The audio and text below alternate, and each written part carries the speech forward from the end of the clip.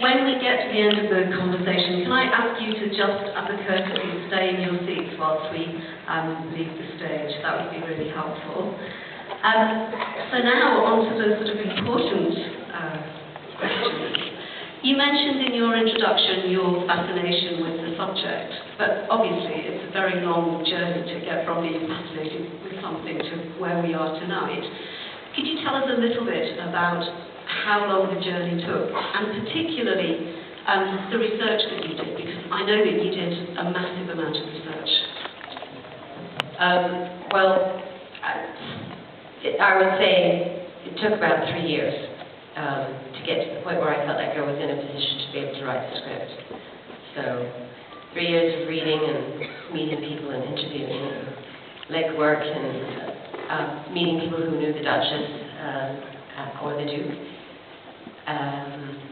watching every documentary ever made, going to archival libraries, doing tons and tons of research, meeting anyone who had a letter, who owned a letter, who had a connection to somebody who had a letter. I just read an enormous amount of letters because in spite of all the books that have been written about Wallace and Edward VIII and the royal family and this period of time, I found that reading the letters was the most insightful way into the story and the best way to get to know them, because when you write letters to somebody, you don't know that someone else is going to read them, just the person you're writing the letter to. So you get to have an insight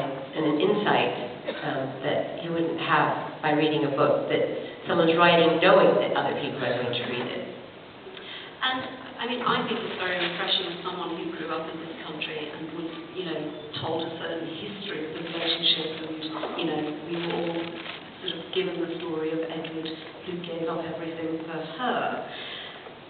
Telling it more from her point of view and, giving us some insight into what she gave up, is that something that evolved during the research, or were you always kind of more interested? I think I was drawn into the story by first trying to understand why a person in such a powerful position would give up something like that for love. It seemed like such a huge sacrifice, and in a way, to me, I thought it was incredibly brave because men are power-seeking creatures by nature, and most of them are fighting their way to the throne. So the idea that someone would give up this perceived power of position for love was fascinating to me. So I was trying to uncover what I perceived to be this great romance, and in the uncovering of the story, I saw a whole other point of view. I saw what she went through. I saw how she ran away from it. I saw how she saw the writing on the wall and knew that it was all going to go tits up. Excuse my French. It was, to me, when Wally goes to Alfayet's office and says, I think it's important to tell the story from her point of view, that was really the conclusion I came to at the end of all my research. And at what point did you decide to integrate in the more modern story, the story of Wally? Well, I think it's important to understand and accept that truth is subjective, and we all can read stories and do as much research as we want on a person, but how we interpret the story and what we take away from it is always going to be different than somebody else. So it was important. I never set out to make the quintessential, historical biopic of the abdication of Edward VIII, or the true story about what lies behind the romance of Wallace and Edward. I thought it was important to give the story a point of view and to remind the audience that this is the story seen through the eyes of a young woman who's searching for love and the meaning of happiness. And you co-wrote the script with Alec Kashishian, who you've worked with before. Can you tell us a little bit, in kind of practical terms, how that process worked? Did you pass drafts between each other, or you literally wrote together? How did you do that? We sat in a room and threatened each other if we didn't get off of our Blackberries, first of all. I had to hide his more than he had to hide mine. And we shared a computer, and I mean, it's really simple. We had the script up on a big screen, and we just passed it back and forth, and we just kind of riffed off of each other, and we spent weeks together writing, and then we'd go away and we'd read the drafts, and then we'd change scenes and email them to each other, then we'd spend time together again writing, and it's just been on like that for about a year and a half. Yeah. And do you enjoy the process of writing? I love the process of writing. It's nice because nobody butts in. You can just do it on your own. Yeah, it always sounds very appealing. So then, as compared with the process of filming, you had 3 countries to shoot in, and what, 100 or so locations? 3 countries. Well, 43 different locations. 83 costume changes to the Duchess. Yeah, it was a location, costume, jewelry, hair and makeup, hungry kind of a film. Yeah. But you enjoyed the filming, or? Yeah, I did. It was tough. I'm not going to lie. But I did enjoy it. One of the things I wanted to ask you about is the visual style of the film, which I think is beautiful. Particularly, I wanted to ask you about your choice of cinematographer and the decision to shoot on different stocks and different gauges. Can you talk us through some of the thinking behind that? I'm glad you're mentioning Javier Bodansky. He is a brilliant cinematographer, and I was really lucky to have him. I love his work. He shot Young Victoria and Lives of Others, which I think are both brilliant movies. So I chose to shoot it on, the majority of the film on 35mm, and then I wanted to use the 16mm as a kind of punctuation mark in scenes when I wanted to come closer and have a sense of greater intimacy. And then the Super 8 we shot on was meant to evoke, when you see a Super 8 film, you always think it's nostalgic, and you think to yourself, well, that's a home movie. There's something really amateur about it, and user-friendly, and it brings you closer to the character, and it makes you feel like you're getting also, once again, like the letters, an insight into that character. So. And it's a very fluid camera. Can you, again, were there kind of other films that influenced you in terms of wanting to shoot in that style, or was it just how you felt that story should be visually told?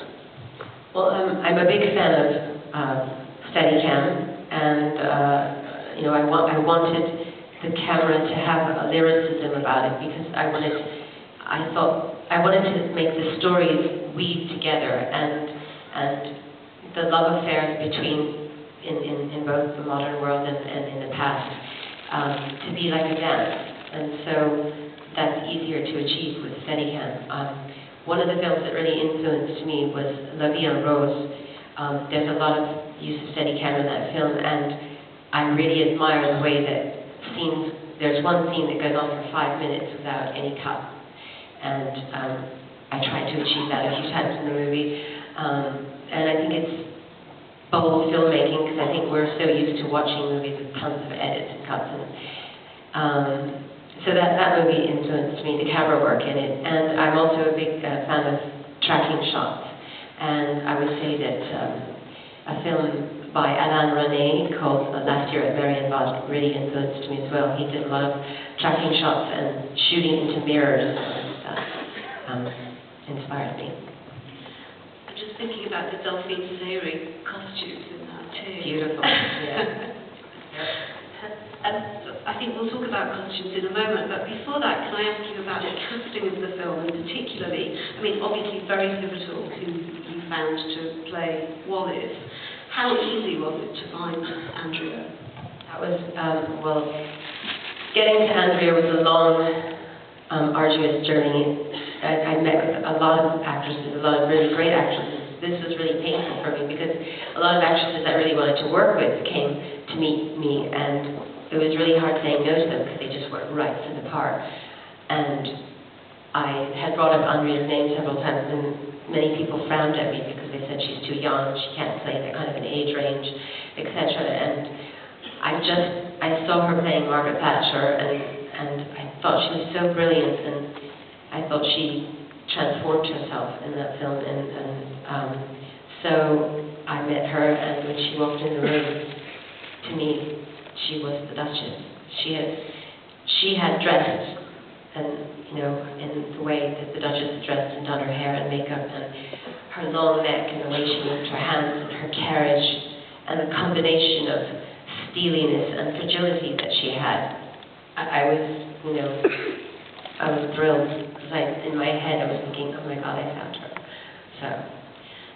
And just a little about working with actors. I mean, obviously you've acted yourself. Do you think that makes a difference in terms of how you interact and direct your actors?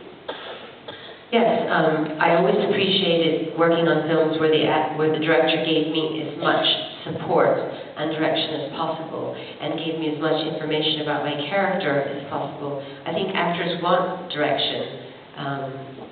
They want, even if you disagree with it in the end, they want to know what your point of view is. So I tried to be that for my actors. I think I would be in dereliction of duties if we didn't talk about the costumes, which are absolutely divine. Yes. And you worked with Ariane Phillips, again, someone who you've worked with. Yeah, I've worked with Ariane for years and years. She's done a lot of things with me, all of my shows and tons of videos and photo shoots. And she's done a lot of great films herself. And I think she has impeccable taste. And I had to do a lot of begging to get her to move to London for 6 months, but she did, and I was really lucky to have her. She did an amazing job. And some of the Duchess's costumes are recreations of actual costumes that she Yes, wore? both V&A and Christian Dior, who designed a lot of clothes for her when she was alive, recreated a lot of the wardrobe for us. We're very grateful for that. So weird. And then the last thing I wanted to ask you was, and I guess it will touch on some of the things that you've talked about already, really what you hope that people will take away from the film.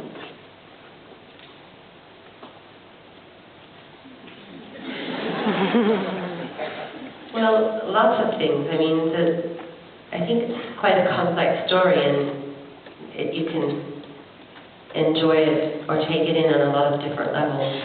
I think one really important point is that there is no such thing as perfect love. And if you think so, then you're in for a rude awakening.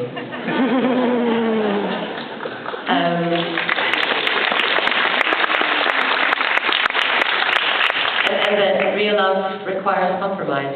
And the other thing is, the other message or idea that I hope people come away with is that nothing is what it seems. That you could read a story or hear about somebody or know about someone or something, and there's always many sides to the story. So it pays to investigate and do your research, and before you come to a conclusion about somebody or something, make sure you've gathered as much evidence as possible. That sounds like a great note to finish on. Congratulations on the film, and thank you so much.